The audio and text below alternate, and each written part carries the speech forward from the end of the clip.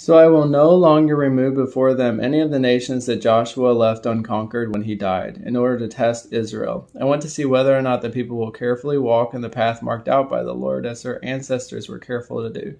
This is why the Lord permitted these nations to remain and did not conquer them immediately.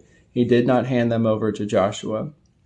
The Lord raised up leaders who would deliver them from these robbers, but they did not obey their leaders. Instead, they prostituted themselves to other gods and worshipped them.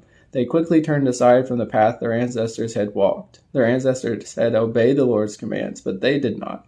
When the Lord raised up leaders for them, the Lord was with each leader and delivered the people from their enemies while the leader remained alive. The Lord felt sorry for them when they cried out in agony because what their harsh oppressors did to them.